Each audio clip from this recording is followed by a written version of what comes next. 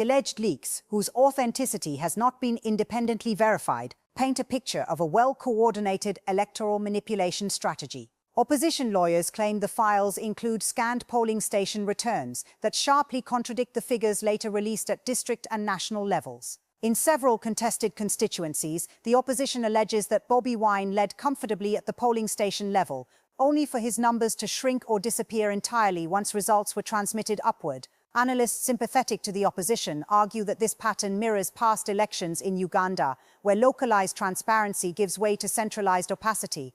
Strategically, these allegations strike at the heart of President Yoweri Museveni's long-standing legitimacy narrative. For decades, Museveni's regime has relied on elections not necessarily to offer genuine competition, but to provide a veneer of constitutional continuity.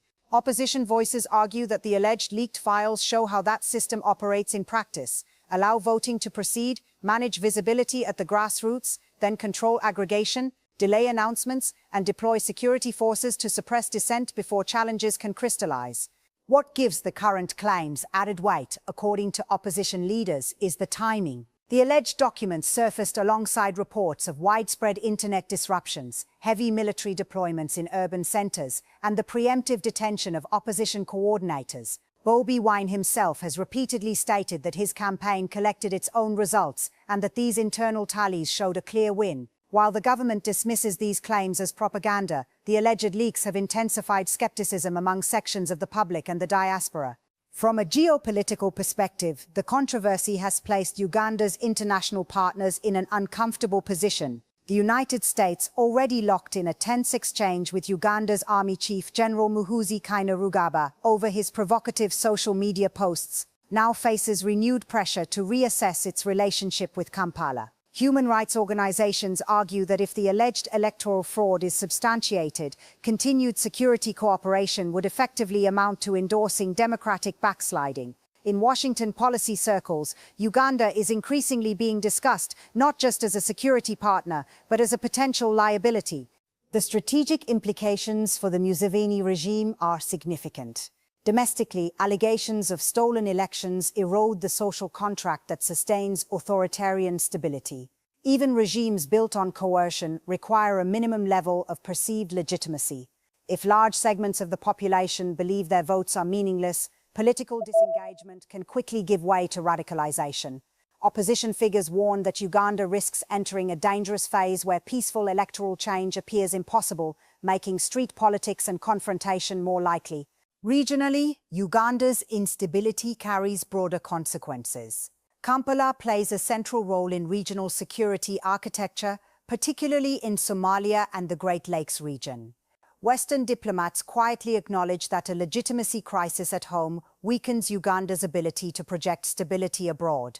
The alleged leaks, whether proven or not, amplify concerns that Uganda's political model is increasingly brittle, dependent on force rather than consent.